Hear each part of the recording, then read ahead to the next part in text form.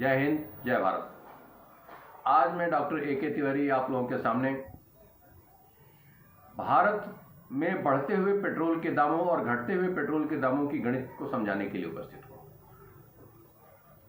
अक्सर ये सुनने में मिलता है कि पेट्रोल के दाम इतने रुपए प्रति बैरल हैं, इतने रुपए प्रति बैरल हैं। आज की वर्तमान स्थिति जो अगर ले ली जाए इस 25 अप्रैल 2022 की, तो ये लगभग 65 रुपए प्रति लीटर के हिसाब से पेट्रोल कच्चा तेल हम लोगों को पड़ता है। इसके ऊपर रिफाइनरी का खर्च आता है, रिफाइनरी से ट्रांसपोर्ट होकर के पेट्रोल पंप्स तक जो डिस्ट्रीब्यूशन चैनल है उसका खर्च आता है। उसके बाद इसके ऊपर गवर्नमेंट का सेंट्रल टैक्स होता है जिसमें 41% राज्यों का होता है। आपको ये जानकर के बड़ा आश्चर्य होगा कि जितने भी केंद्र से टैक्स वसूले जाते हैं, यानी केंद्र द्वारा आम जनता से जितने भी टैक्स वसूले जाते हैं, उनमें से 61% ही मात्र केंद्र के पास रहता है और 40% से ज्यादा 59% केंद्र के पास और 40% से ज्यादा अर्थात 41% राज्यों को जाता है। अब आप ये देखें, जब कभी भी पेट्रोल का दाम घटता है तो वो केंद्र सरकार ही घटाती है। अभी आपने सुना है कि लगभग 100 रुपए 105 रुपए से पेट्रोल का दाम 10 रुपए लीटर घट गया। ये किसने घटाया? सेंट्रल गवर्नमेंट ने घटाया, यानी मोदी सरकार ने घटाया।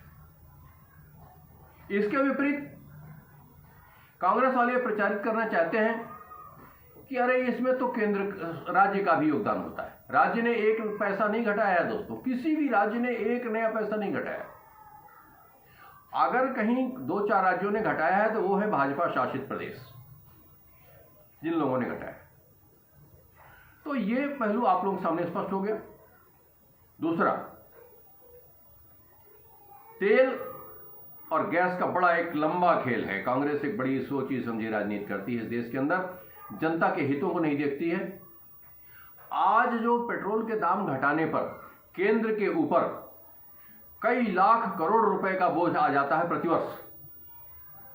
कई लाख करोड़ प्रतिवर्ष जो बोझ आ जाता है, उसमें राज्यों का एक नए पैसे का योगदान नहीं होता है मित्रों। ये टोटल सेंट्रल गवर्नमेंट बियर करती है।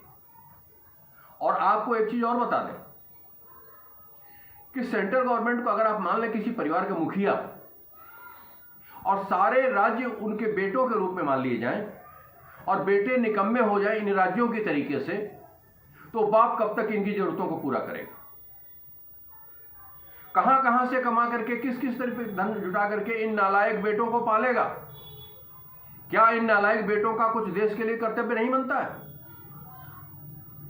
दोस्तों, मेरा सिर्फ यह कहना है कि राज्यों का भी योगदान होना आवश्यक है, लेकिन क्या कोई राज्य अपना एक नया पैसा सब्सिडी के रूप में छोड़ता है? नहीं छोड़ता। सेंट्रल एक्साइज से जो पैसा आता है, जीएसटी से आता है, सीएसटी से आता है, हर चीज में राज्य शेयर लेता है 41%। सेंटर जितने भी कर वसूलता है 41% राज्य लेता है। परंतु जब सब्सिडी देने की बात आती है, चाहे किसानों को देने की बात आए, चाहे 1 रैंक 1 पेंशन की बात आए, चाहे मिलिट्री के उपकरणों को बढ़ाने की बात आए, आज इतनी बड़ी विभीषिका से भारत गुजर रहा है। 2.5 साल से लगातार आपकी सेनाएं फ्रंट पर लगी हुई हैं। कितना बड़ा खर्च आ रहा है आप खूब अनुमान जानते हैं। आज 2.5 वर्ष कोरोना नाम की बीमारी से पूरा विश्व जूझा है। अमेरिका जैसों देशों में बुलडोजर से गड्ढे खोद करके लाशें दफनाई गई हैं। आपके यहां कम से कम वो स्थिति नहीं हुई है दोस्तों। यह भारतवर्ष के शासन की बखूबी है, खासियत है या खसूसियत है, जो भी आप समझे। ये भाजपा शासित, भाजपा के द्वारा संचालित और नरेंद्र मोदी द्वारा इसका सुपरविजन किया जाना प्रधानमंत्री के रूप में, यह इस प्रशासन की खासियत है, जो आज तक भी इस देश की अर्थव्यवस्था गिर नहीं पाई। वरना पाकिस्तान की तरीके से खाने के लाले पड़े होते। गेहूं यहां भी 100 रुपए किलो और टमाटर 200 रुपए किलो बिक रहा होता। पेट्रोल यहां भी 150 पौने 200 रुपए लीटर होता और श्रीलंका की तरीके से, जो आज श्रीलंका की सरकार कंगाल हुई बैठी, जहां खाने को नहीं है, हमने अनुदान के रूप में उनको दवाइयां और राशन दिया है। ये भारत की महानता देखिए, वसुधैव कुटुंबकम। हम पूरे विश्व को, पूरी वसुधा पर बसी हुई आबादी को अपना कुटुंब मान के जीते हैं। इस अवधारणा से हमने दिया है। हमारे पास खुद की विपदाएं हैं, खुद के हमारे पास आर्थिक दबाव हैं, लेकिन इसके बावजूद भी हम ये सोचते हैं कि हमारे पड़ोसी का भी पेट भरना चाहिए। यह इस देश की राजनीति है, ये इस देश की भाजपा शासित और नरेंद्र मोदी द्वारा संचालित इस सरकार की सोच है। लेकिन इसके विपरीत कांग्रेस की बात अगर आ जाती है दोस्तों, पेट्रोल डीजल से फिर लिंक जुड़ जाएगा, फिर पेट्रोल डीजल के दामों से लिंक जुड़ जाएगा। मनमोहन सिंह की सरकार थी, मनमोहन सिंह को भारतीय रिजर्व बैंक के गवर्नर रहे, बहुत बड़े अर्थशास्त्री माने जाते हैं, लेकिन मैं तो कहता हूं मनमोहन सिंह जो कुछ बोलता ही नहीं, उसका ज्ञान किस बात का भाई? किस बात का ज्ञानी है जिसके ज्ञान से किसी को लाभ नहीं और उसको खुद को लाभ नहीं? वो तो सोनिया का पिट्ठू था, संचालित था, ये दुनिया ने देखा है। इस सरकार ने क्या किया?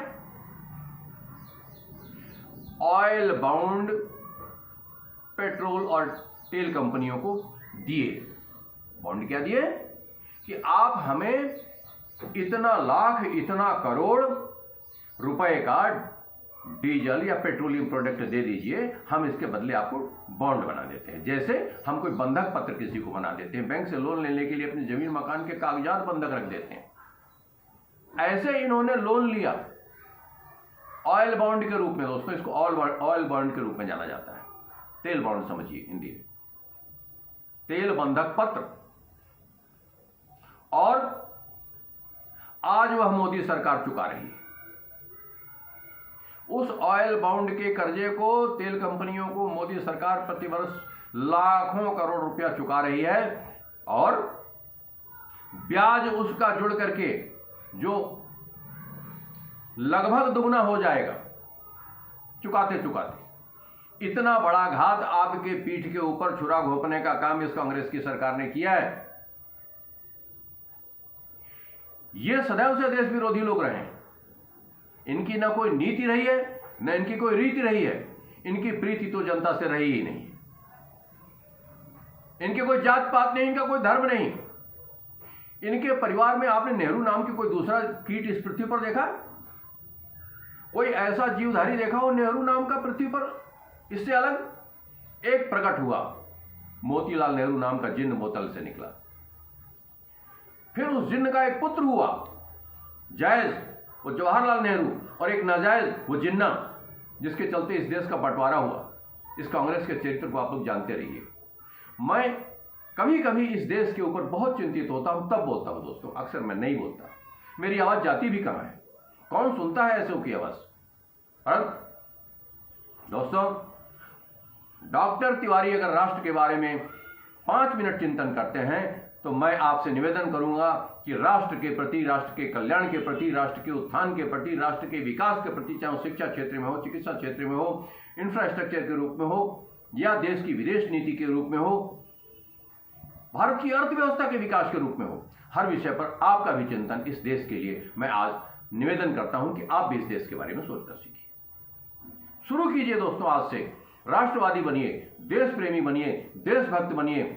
सिर्फ लड़ाइयां लड़कर के ही देश प्रेम नहीं किया जाता। देश को अपने विचारों से अवगत करा करके, आपकी अच्छी नीतियों की वजह से भी आप अपने देश को आगे बढ़ा सकते हैं। आप खुद भी देश के एक इकाई हैं। 135 करोड़ जो देशवासी हैं, उसमें से 1/35 करोड़ अर्थव्यवस्था आपकी वजह से भी सुधर सकती है। और अगर परिवार में 10 लोग हैं, तो 10/1,35 करोड़, 1,35,00,000 अरब जो है, ये आपका परिवार भी उसमें हिस्सेदारी रखता है, और उतना योगदान आप जरूर कर सकते हैं। दोस्तों, मैं ज्यादा बड़ी बात नहीं कर रहा हूं, सिर्फ इतनी ही बात कह करके आज का खेल समाप्त करता हूं। आज की वार्ता आप लोगों के सम्मुख जो है वो समाप्त करता हूं। दोस्तों, जरूर इस बात को लोगों को शेयर कीजिए कि कांग्रेस जो भ्रम फैलाती आई है, ये देश विरोधी काम करती आई है। अब मैं यहाँ मस्जिद और उसके गुरुद्वारे की चर्चा नहीं करूंगा, वो एक अलग विषय पर चर्चा होगी, परंतु तेल का सारा बोझ केंद्र सरकार बियर कर रही है। अगर 10 रुपया प्रति लीटर घटा है पेट्रोल में और डीजल में 7 रुपये या कुछ घटा है, मुझे सच्चा आंकड़ा नहीं पता, तो वो सिर्फ केंद्र सरकार का योगदान है। और जो हर एक की मोटरसाइकिल, हर एक की गाड़ी, हर एक कार तक पहुंच रहा है, ये सिर्फ केंद्र सरकार का पैसा है। इसमें राज्य का एक नए पैसे का योगदान नहीं है। दोस्तों, इस बात के लिए मोदी सरकार को और भाजपा शासित केंद्र सरकार को एक धन्यवाद तो बनता है। दोस्तों, जय हिंद, जय भारत। और अपने सारे दोस्तों को मैं प्रणाम करते हुए विदा लेता हूं और ये निवेदन भी करता हूं कि दोस्तों, इस वीडियो को अधिक से अधिक लोगों तक पहुंचाइए ताकि लोग इस सत्य से अवगत हो सकें। जय हिंद, जय भारत।